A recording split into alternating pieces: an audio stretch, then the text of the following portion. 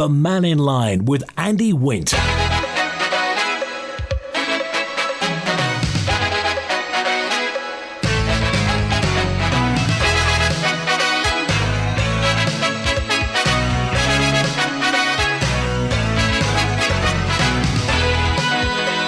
Faster by, good afternoon. Welcome to Mannin Line on Manx Radio. We're delving into the world of renewable energy today, trying to pick our way through it, see what it means to us, and how the Isle of Man fits in. Lots of people have lots of opinion at the moment. Today we're hoping to get some fact from a man who has been in the industry for quite a long time, a man who has worked in the tidal and wave power industry. Now on the Isle of Man, Clive Callister is with us today. So stick around. You can text, call, email and WhatsApp in the next hour. Faster Mike, good afternoon, Clive. Good afternoon, Andy. So let's get straight to it. I've been asking this question all week. What is Salter's duck? Yeah, well, Salter's duck, even I'm old enough to remember in the mid-70s, Professor Stephen Salter was a chap who had a go at tackling the oil energy crisis by trying to invent wave energy device. And I remember watching it as a young man on Tomorrow's World, these fantastic devices that bobbed up and down and harnessed wave energy. And I was fascinated by it at the time. Seemed very plausible. It is, absolutely. So it works. The idea of harnessing energy from waves is actually, in the basic form, very straightforward. The issue, as I'll explain a bit more, is that it's a very aggressive, corrosive environment, and really one of the big issues is storm survivability. It's actually very easy to design something that works in perfect conditions, but what happens is when you get into storms and the like, the energy in the sea increases many times over, 1,000 times probably, from a full storm to a flat sea. And so suddenly, as an engineer, you find the problem is you've got to design something that reacts to normal waves and gets the energy out efficiently, but also doesn't get trashed and end up on the beach the moment you have a storm. And that is the fundamental problem with wave energy. Hence the weather we've been having in the past couple of days, which can come on us, at a few hours' notice sometimes. Yes, and wave energy developers are really dealing with the problem of often these things are out at sea, long ways from the coast. They need to be autonomous. They need to be reliable. They need to survive those weather conditions, but they've also got to be efficient and cost effective, and that is the problem that people have been trying to solve since the 1970s. Okay, so what's the difference between wave power and tidal power? Okay, there's actually even more than that, Andy. There's 3 different types of tidal power. Firstly, you've got tidal lagoons, which are really where you have a man-made structure and encapsulate water and then use the sort of tidal differences to pass that water in and out.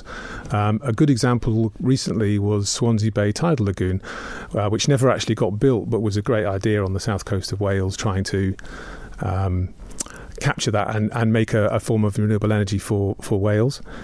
Then you have tidal barrages. Lorries, a river in the north of France, in Brittany, is the biggest in the world, where they, because of the natural shape of the inland waterways, they only really had to build a small barrage across the river, and then they could use the tidal flows and the run of river flows to capture the energy from that. Is that the one near St Malo?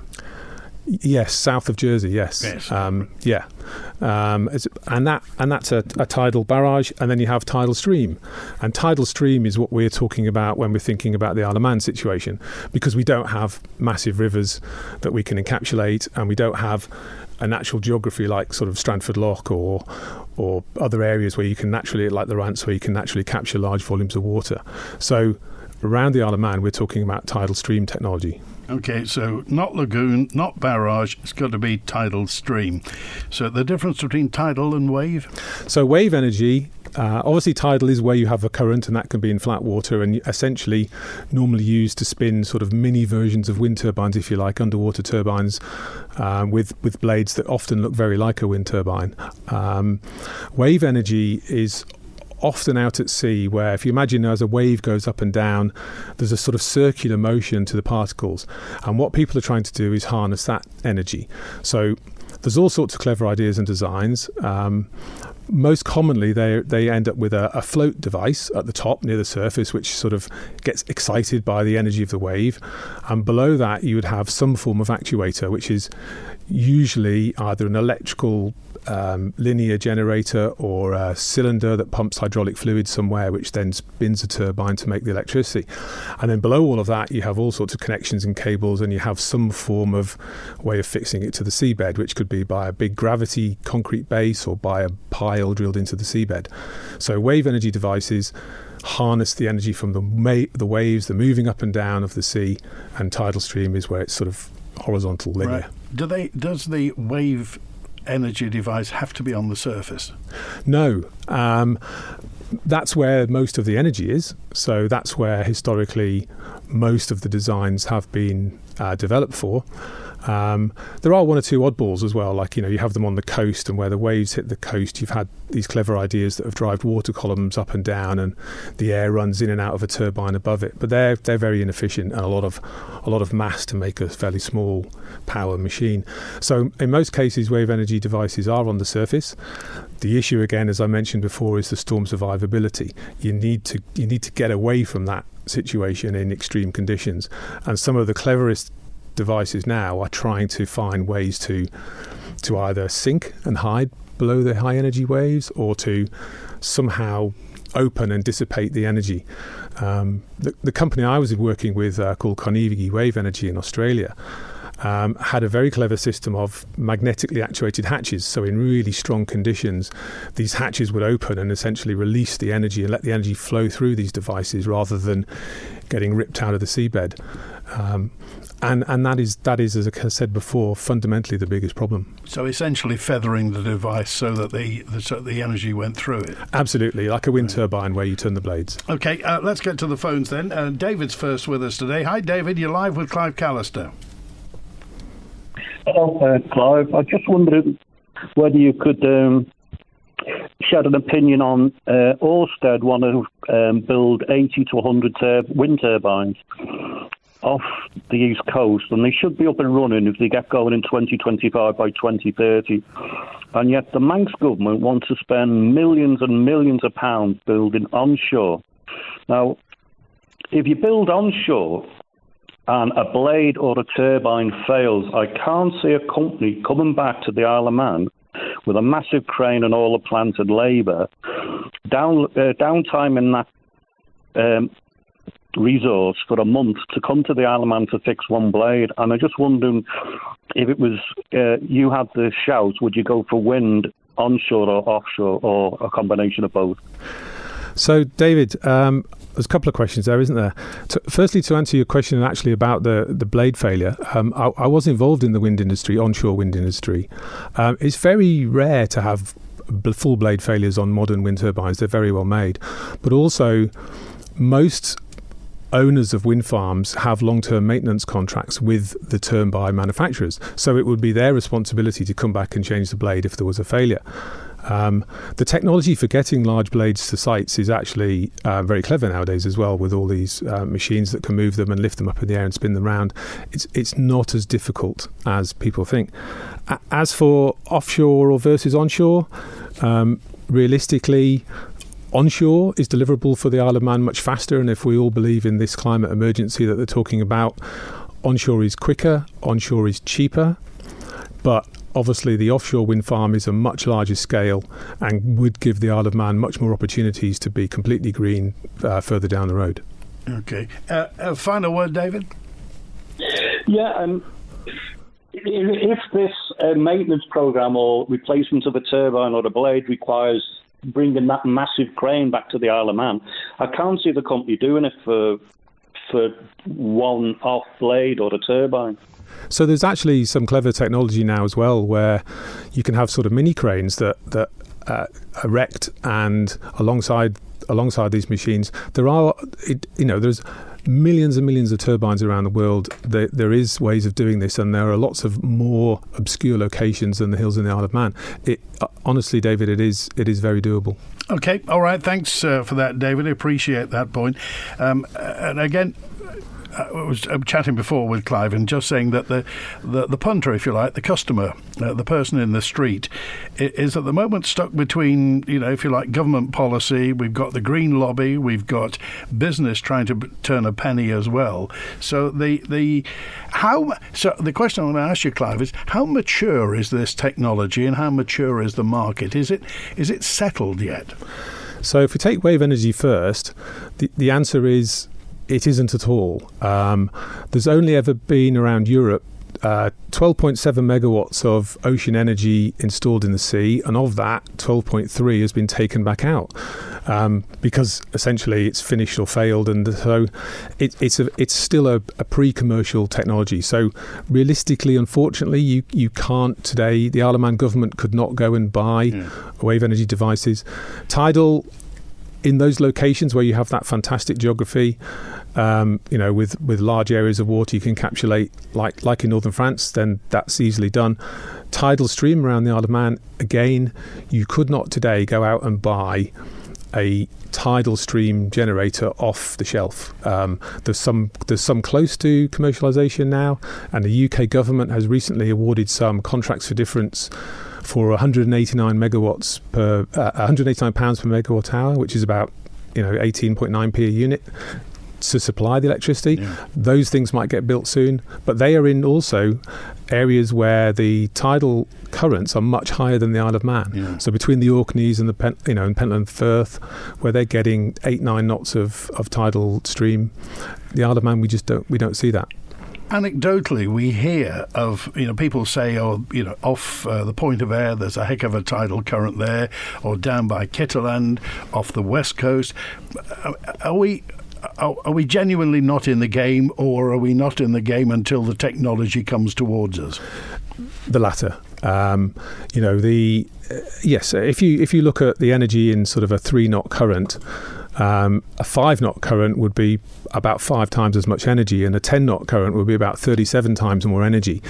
And at the moment, the turbines that are being built and our test pre-demonstration projects are really being put in those areas that have got the really high energy. So we had one in Strandford Lock for 12 years from CGen. That's been taken out now. They say the Pentland Firth is much higher tidal streams than we've got. So unfortunately, the Isle of Man will one day have tidal energy, but not today. So what was the situation with the Strandford Lock one, if that's gone now? That's gone, yeah. To be honest, I think they got all of the science out of it they could. It was very expensive to maintain, so they took it out. I think it was 12 years old. Talking about expense, then, what's a ballpark figure for a tidal energy structure? So who knows? Because there isn't a commercial one that you can go and buy. I mean, you saw some in Western Australia, didn't you? Yeah, wave energy down there, yes. But I've looked at the ones, and I've looked at the sort of the research grants that are given out to the ones around the UK at the moment. It's millions per megawatt out, and in fact, none of the machines yet produce that level of electricity. So we're just not at the commercial stage, Andy. It's still a development. And this is 50 years from Salter's Duck. Yes. I honestly, what happens is the developers of these technologies in an never-ending hunt for investment are always telling people and getting newspaper articles to say we've got the next great thing, and trying to pretend that they're pre-commercial, and if you invest now you're going to make loads of money. The truth of it is we haven't cracked that storm survivability problem, and we're probably still 10 years away more for wave energy, closer for tidal, but 10 years away for wave energy, and we were 10 years away 10 years ago. And I think that's what the public finds confusing, in that we often see, as you say, the letters in the press and the big articles or the documentaries that come out. That's obvious. Is that genuinely, that's somebody trying to float a business, literally? You need investment, don't you? These are very expensive things to design and develop. Wave tank time, millions, ocean, tens and tens of millions, and you need investors. You get what you can from government grants and green schemes, but you need every source of investment you can. And again, the company I was involved in probably put more effort into trying to raise money than it did into actually building the things and testing them. Any geographic impetus in this? Is this big in Asia? Is it big in South America, North America? Any centre of excellence? So historically, Europe and Portugal and around the UK has been, but like a lot of things, China has suddenly woken up to the game, and they are almost, they're chucking state money at it, and they're rushing straight past some of the development phases into trying to build at the moment some pretty large devices. Yeah. But they've got massive energy problems, and they've rushed into the wind business as well. So they see a massive opportunity. Ocean energy is predicted to be a £300 billion industry in 15 years' time, so it's enormous potential. Okay, Julian, you're live with Clive Callister. Hi, Andy, and hello, Clive. Hi, Julian. Hiya. I do have a question about tidal stream power, but I just wanted a quick 1 minute take on yesterday's news that Ørsted has fired both its chief operating officer and its chief financial officer as its losses have gone over 5 billion. And also Ørsted apparently are pulling out of the offshore wind business in Norway. They're pulling out of New Jersey. And that in turn yesterday caused Moody's to further downgrade Ørsted along with Fitch and the S&P 500. Just wanted your take on it. Do you think that this is an indictment of the wind energy industry? Because it's kind of looking a bit precarious now. I'm a big fan of the wind energy industry, Julian. I think it's essential. I think Ørsted's problems, I didn't read the newspaper yesterday, to be honest, I was busy, but I think that their problems for quite some time have been, there's been a fantastic rush to try and sign up projects and to develop in all sorts of areas. And what we're seeing with all this development and all the problems around the world is a shortage of materials, a shortage of technology, a shortage of vessels to put all these things in place, shortage of cabling. So I don't know whether it's also symptomatic of actually them sort of being more selective now and picking the better projects, and that sends a message to the markets. Is Ørsted the biggest company in the business? It's certainly one of them, yes. I mean, who knows about the Chinese companies, but it's got to be right up there. Julian? I know also that Equinor, the other big player, they've just written down losses of 840 million on their New York wind farm as well. So I don't know, it's not looking too good. I'll quickly go to my main point. Your talk about tidal stream power. I know that one of the biggest problems with the CGen tidal turbine at Strangford Lock, they were forced to put a mammal detector on for detection of seals. And basically, there were so many of the things around that they ended up shutting it down more than it was running, which was one of the major problems with it. And I think they also had major problems with difficulty with servicing, subsea mechanical noise and leakage of lubricants. And also the tidal stream was ripping apart the cable, because of course you've got to connect it to a cable to land. So and I understand that the largest tidal array in the world is in India. But that costs about £330 million, and I think it struggles to make as much as the Isle of Man does from Pulrose. So do you think there's a future in it, do you think? You've absolutely hit one of the issues which I haven't talked about yet, which is environmental impacts. Obviously, when we get to wind turbines, everybody knows the environmental impacts around birds and habitats on the ground for the loss for the tracks and the like. But you're right, there are similar issues with seaborne devices, electrical signals and noise. They've been doing tests for years, wondering about the effects on whales and mammals and sharks, and this is all research that is still ongoing. They're still trying to understand what the impacts of putting all these devices in the sea will be.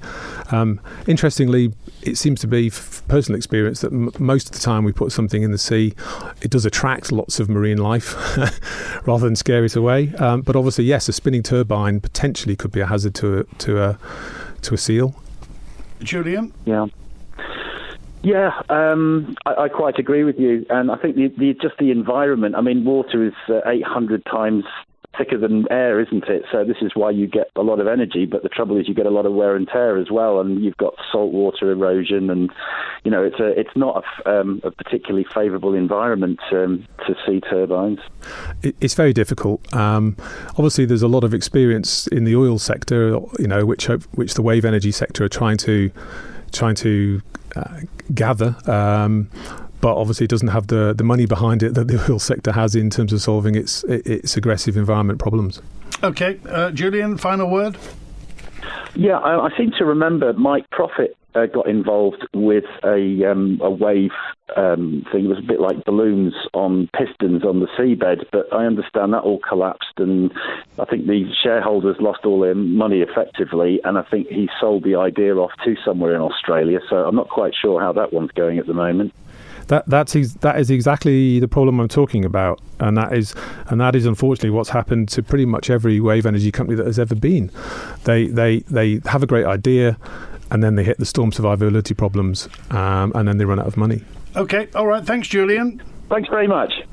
You're painting a picture of sea power, if you like, and you use the broad brush of a wonderful idea to harness almost unlimited energy, but the problem of, as you say, storm survivability. So after 50-odd years, will anybody ever admit this is insurmountable, Clive, or is there a way through? I've got to believe there's a way through. What it really needs is big governments, USA, EU, China, UK, to invest properly in the technology. Because the potential energy is there, and it's green and it's clean. So hitherto, it's only been private. Yes, combined with grants. There's been lots of small grant schemes around the world for different countries and different granting arrangements, but not the sort of money that it really needs. Clive Callister is with us today. We're looking at the power of the sea, the power that's around us, and whether or not we can find our way through it as well. He knows of what he speaks, and if you want to get in touch, by all means, text, email, call and WhatsApp on Mannin Line today. Hey, Chico, where are you going? I'm off to Pico's, the Mexican cantina bar. Oh, I love Picos. You can just call in for a refreshing drink, nice cocktail, or maybe have some nibbles to share. Or have a fantastic Mexican feast. And when it's time to fiesta, it's the perfect venue for your party. Open 5 days a week, Wednesday to Sunday from 5 p.m. You'll love Pico's downstairs at the Hydro on Queen's Promenade with great choice, kids menu, takeaway service and more. See online at picosiom.com for details. Hasta luego. See you at Pico's. Are you concerned about your eye health? Holmes & Davidson Opticians in Douglas are proud to offer the Eidon ultra-wide field retinal imaging and Heidelberg 4D OCT systems, state-of-the-art machines that allow early detection and management of eye diseases. Don't wait. Book your appointment today and ensure the health of your eyes with the best technology available. Call 676 230 or visit holmesanddavidsonopticians.co.uk now. Have you been invited to take part in the Household Income and Expenditure Survey? It's one of the most important surveys for our island because the information you provide is vital data for our island's financial planning. It helps us calculate our VAT revenue from the UK. Plus, it gives us a better understanding of the financial strains on residents, so we can support those who are struggling. If you've been invited, please take part. Visit gov.im/HIES for more information. We're all set to go for the Caroline North weekend on the Ross Revenge for November, with the greatest music from the 60s to the 90s and the return of Peter Phillips. The whole weekend is sponsored by Turton Tower Woodland Cafe, and it's all done in association with Manx Radio. Join us this weekend here at Caroline North. Radio Caroline North. Back on 648 and 1368 AM. The Mannin Line with Andy Wint. I'm Clive Callister today. We're talking about renewables, and what Andy dropped a note in 667 just to say, how proven is the technology, Clive? It isn't. This is the point. Wave energy technology is still prototype demonstration phase. Tidal stream is also still struggling to get there. Obviously, the tidal barrage system in those places where it can be works fine, but in other places, no, it's still in the development phase, and that's the problem. So the theory is absolutely solid. Yes. It's just the practicalities of doing it. As Julian said, it's the issues around surviving those aggressive environment conditions and harnessing the energy in a cost-effective manner. And it's funny, I've never heard. In the back of my mind, when Julian mentioned it, I have heard the fact that an environmental impact subsea is made by this. How much of a one is it? Is it just the danger to the animals within the sea, or elsewhere? So, like I suppose all environmental impact assessments, whether it's for a quarry or a wind farm or whatever, your job as the person asking for permission is to think of all the things that it might influence, and then you've got to go out and carry out some research to prove it does or doesn't.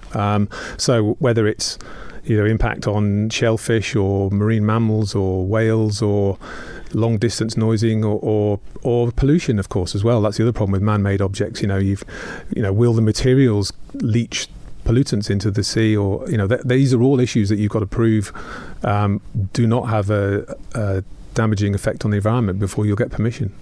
Much has been made of our potential onshore and offshore wind farms, but in the back also has been mentioned the fact that Rolls-Royce make nuclear reactors for submarines, and they could be repurposed into small nuclear reactors. Yes, absolutely. Again, I don't want to speak ill of Rolls-Royce, but I did have a good close look at their website about this technology, and you have to click through a good few pages before you find the comment that's hidden in there that says we hope to have these things on grid by the mid-2030s. So yes, it's a great idea in theory. I mean, if they're claiming 2030s, and then you've got to get planning permission for a site, realistically, that's a lot further down the road than that. And their one, I think, is a 470 megawatt device, much too big for the Isle of Man's power system.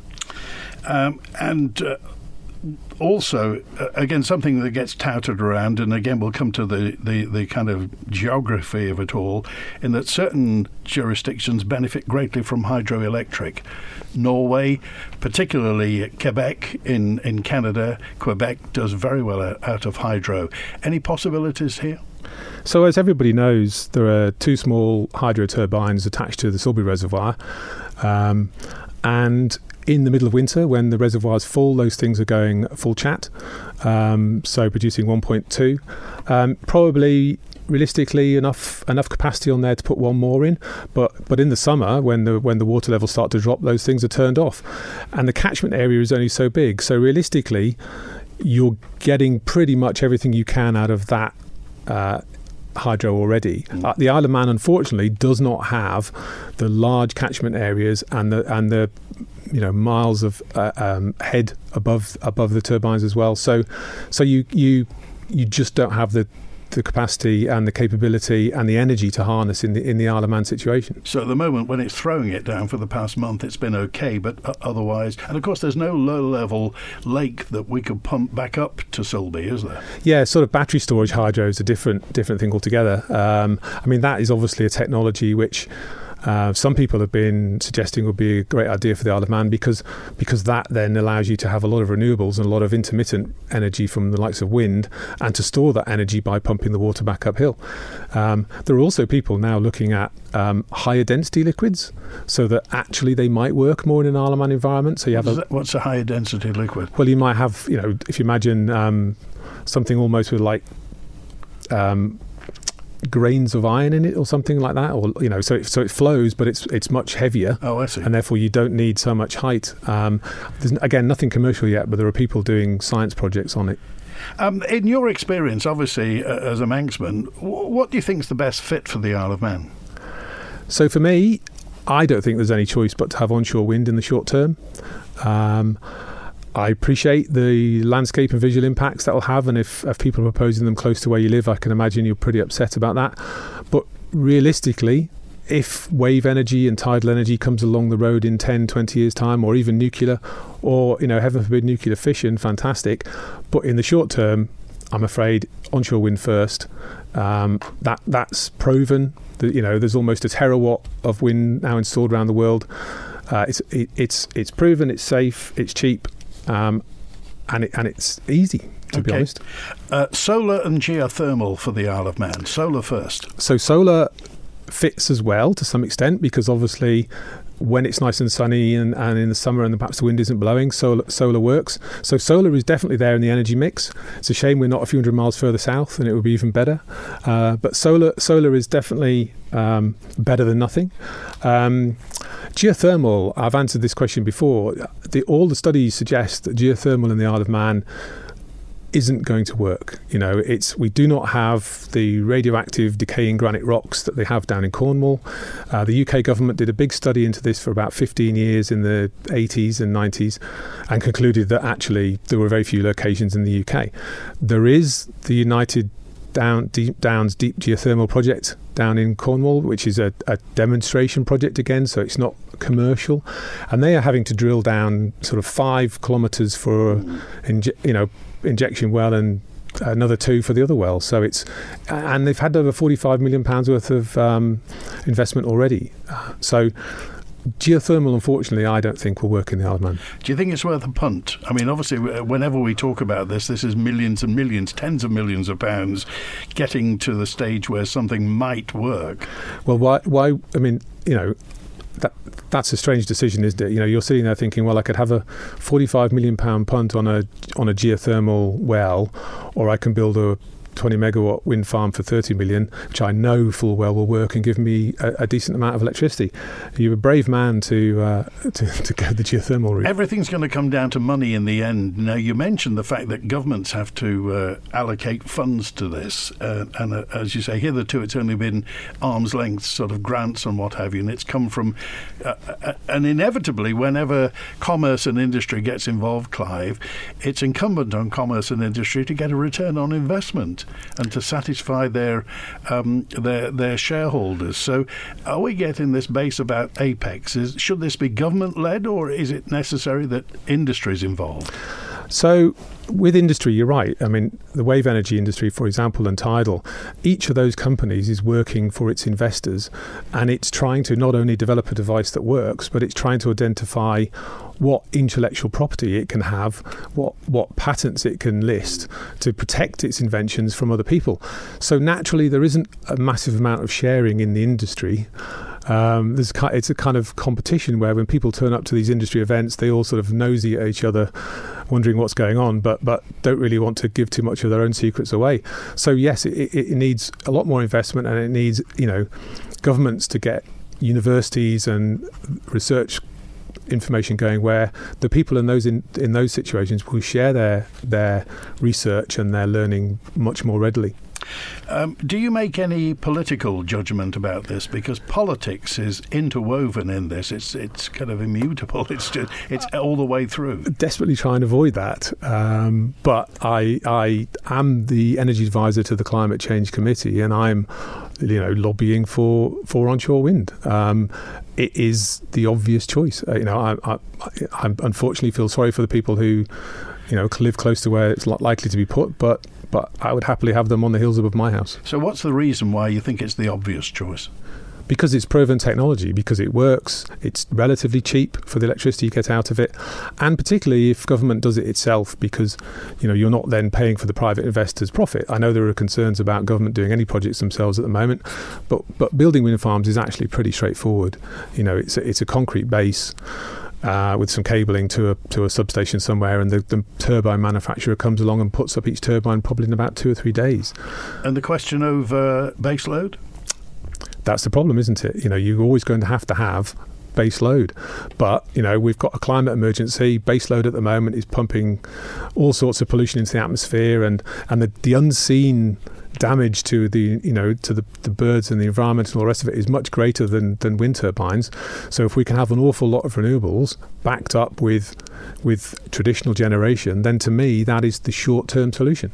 20-1 on Mannin Line today. We're talking with Clive Callister about renewables. Oh, what's this? Hospice Isle of Man are once again giving you the chance to win a car this Christmas, and tickets are just £25. Even I can't be that generous. Ho, ho, ho. With the Hospice Christmas car draw, you can win an automatic hybrid Renault Captur E-Tech. But hurry, as the draw will take place on the 29th of December. Get your ticket now at hospice.org.im/car draw, all hospice shops, or call 672222. Brought to you by Hospice in partnership with Altitude. There's only one thing better than Everest double glazing, and that's their triple glazing. That's because their most thermal efficient windows work by keeping heat inside, helping reduce heating bills. And because we all need some energy efficient help right now, Everest are upgrading their new double glazing customers to triple glazing for free. Everest can't stop energy prices going through the roof, but they can through their windows. Minimum purchase and restrictions apply. See website for T's and C's. Deck the halls with boughs of holly and much more when you visit Watson's Nurseries this Christmas. Watson's Nurseries for cut and potted Christmas trees including non-drop at great prices, along with decorative festive wreaths and superb gift ideas like trees, fruit trees, large specimen trees and shrubs and gift vouchers. They also stock logs and coals suitable for fires or wood-burning stoves with delivery available. Call 801 812. Find something festive at Watson's Nurseries Greba on the Peel side of Hawthorne Inn. With EPS coatings. Your house could be looking as good as the day it was painted for 10 years, guaranteed. Whatever the Manx weather brings. The revolutionary Protect system from EPS Coatings.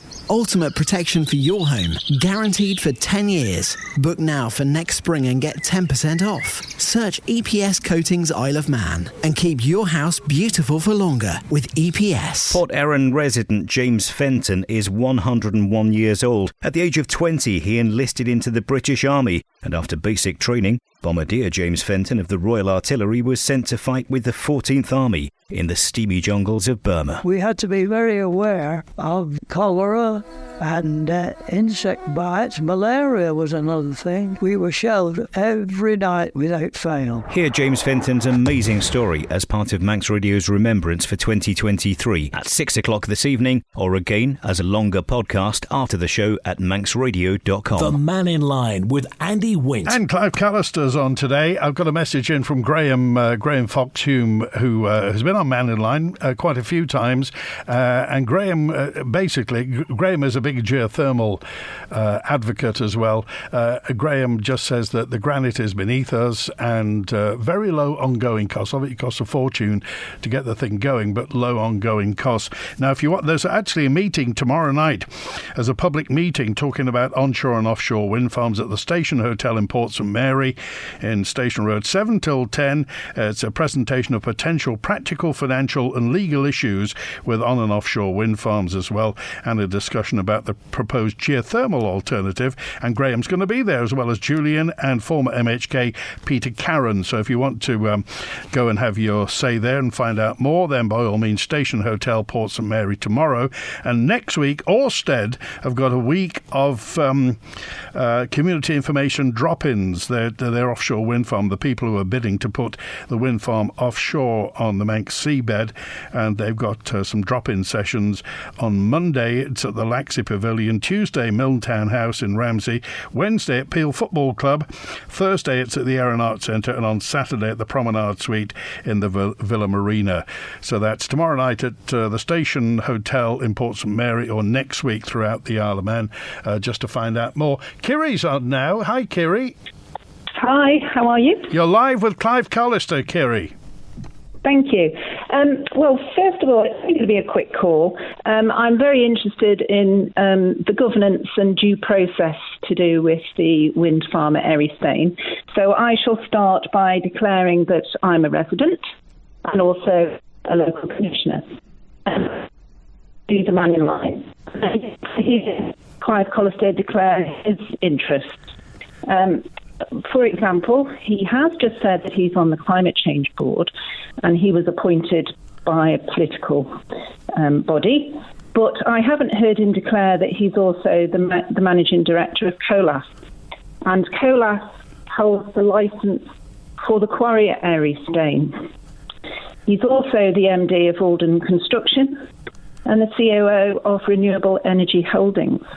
So the question I've got for Clive is, has he declared his interest and his connection to Alf Cannon during this process? Hi, Kiri. Yes, absolutely. I wrote a summary of my career, and I was actually interviewed by the then Chief Executive of DEFA and Daphne Kane. I'm not sure Alfie had anything to do with it. I'm no longer the COO of REH. That company went into administration years ago. But you're right, I am Managing Director of COLAS, and the Eristane Quarry, which is owned by government, sits on the corner of your site. Yeah, there's nothing to hide. Well, that's all in the public domain, anyway, Clearly. isn't it, Kiri? So, I mean, what's? I mean, obviously, this is a contentious issue, and particularly contentious where you're concerned. So, what's your opinion of where we are with this? Well, I think the residents would like to see due process and everybody put their cards on the table. And I'm not sure that Alf's brother-in-law going on the public radio and saying that he's all for this site and that he's advising politically is probably the right thing to do at this point in time. Well, it's the Isle of Man. Lots of people are related to lots of other people on the Isle of Man. We can't rule people out just because of a matter of love and marriage, can we? Well, providing governance and declarations are made and due process is followed. But I'm not sure that the public are aware of the connections, and certainly at the beginning of this programme you haven't declared those, which is disappointing. Well, we have now, and nothing, I mean, everything, as you say, is in the public domain. But, I mean, if you're bothered about the governance and due process and what have you, then obviously there's an opportunity to do that. I mean, do you think there should be onshore wind on the Isle of Man? Obviously, you don't think it should be at Erie Stane, but were it to be the north, would you be for that? That's a very leading question, isn't it? I don't want to get into that at this point in time. I feel that we should be going through this process correctly, that the environmental impact assessments and everything need to be carried out fully, correctly, not this sort of half approach that's going on at the moment. So if it's going to happen though, Kiri, do you think we should be having offshore wind farm, that Ørsted should get the contract and put an offshore wind farm if we are to have wind power? Well, I've read their approach to it, and I've looked at all the documents that they've put out in the public domain and the way that they are engaging, and I have to say it's an exemplary way of doing it compared to what the MUA have done. I haven't reached a decision myself on that. We've got enough to look at the moment with what's going on up here. But I will certainly be going and visiting the Ørsted public presentation and seeing what they've got to. Okay, and don't forget that meeting tomorrow night at the Station Hotel in Port St Mary, if you can make that, Kiri. Absolutely, and there is a Arbury and Rushen parish commissioners hosted event at the end of the month at Rushen School, where the MUA are going to be present. So I would recommend everybody get along to that as well. Okay, Kiri, you're welcome anytime to come on Mannin Line and give your opinion. Thanks for being with us today. And Eddie's on now. Hi, Eddie. Hiya, you all right? Good, thanks. Good. Did you get my video I sent you? Which one was that about, Eddie? I get lots of them. It's one showing a bedroom of a house close to, well, not even close to a turbine. Okay, and just, for people who haven't seen it, what was it about? It was the inside of a bedroom in a house, which is on-off light from the turbine. Shadows all the way through the house, everywhere. And this is an onshore wind turbine, yeah? This is an onshore. Whereabouts was it? I don't know, actually. I just got the video. But what I was going to say is this. If you're going to have onshore, I am only in favour of onshore, should I say. If they're stuck in deserts, nowhere near habitation whatsoever, you've got to have the right environment for them. The Isle of Man is definitely not the place for them. We all know that they are not green, they pollute, they've got noise pollution, and like I sent that video, it's light pollution. There's nothing good about them wherever there's habitation. The other point I wanted to make is your guy on the thing there, I believe Kerry was dead right, he's very biased about everything. He actually said that he's in favour of it because it's going to be cheap, and cheap is not the correct word. Nearly everywhere in the world at the moment, it's 5, 6, 7 times the electric bills have gone up. So cheap is not the right word. Okay, all right, let me put that to Clive then. This is all about the cost of electricity and contentious as well. Yes. Can I just go back a second, Andy, just answer the last bit of Kerry's point? Yeah. I'm not Mr. Cannon's brother-in-law, so I don't know where that one came from. As far as also answering Eddie's questions, first of all, if you don't mind, about what's called shadow flicker. So when the light is going on, off outside somebody's window, that is called shadow flicker in the industry. And one of the things that planning is supposed to do is model the sun moving throughout the year and making sure that people who live within a certain distance do not experience shadow flicker. And it's quite normal for turbines to be programmed to shut down. They have light sensors and measure, and they shut down if that's likely to happen. As far as noise pollution goes, again, proper noise assessments will be carried out as part of the consenting process. They will measure background noises at the local properties. They'll then model the noise and wind conditions, and they will be able to make sure that properties do not suffer from noise pollution. As for energy costs, the main question, I strongly believe that if we had a lot of onshore wind, the electricity price would come down, because if you're paying 3 or 4 per unit for all that free energy because the wind is free, apart from obviously the capital costs and the maintenance costs, then actually compared to the cost of gas prices and oil prices at the moment, then it can help to drive energy prices down. I accept there is a baseload issue and you've got to pay for that, but if your turbine and if your gas turbine power station is sitting there off and not on because you've got an awful lot of renewables, then that's a cheap way of producing electricity. And at the middle, I mean, again, you work for industry. You're in commerce, and I'm just interested in this triangulation of public policy, of government, of the green lobby, and of course now there seems to be only one direction of travel where this is concerned. Clive, nobody is proposing that Britain opens up coal-fired power stations or more gas-fired power stations. The word is going to be renewable in years to come. Industry has to pick up the slack where this is concerned. Industry has to find a way through, make money out of it. And of course, we live in a capitalist society. Nobody wants to work for nothing. We're not socialists or communists. So do you think industry is up to this again? Or do you think, I mean, on the Isle of Man, we're talking about the MUA being in charge of the turbines? Yes. Well, the MUA used to run, nothing but medium-speed diesels. It managed to build a very clever AC interconnector, the biggest in the world at the time. It's built a very complicated combined cycle gas turbine power station. There's some clever guys in there with the know-how to make it happen. And as I've said before, physically building a wind farm site is actually quite easy to do. The hardest part is getting planning permission. And coming back to that question as well, talking about due process, I don't believe that the formal consultation process has started yet for Erie Stay, and I think it's about to start. So all of those residents that have concerns will have a chance to answer. The environmental impact assessment has to be done yet, and all those wintering bird studies and all those other studies I talked about will all have to happen, and then that will go to the planning authorities, and all of that will be taken in the round. The environmental impacts will be taken in the round as opposed to the benefits of renewable energy. Yeah, and this is a government initiative. This is public policy. When 2 years ago, when the election was on, everybody talked about green issues.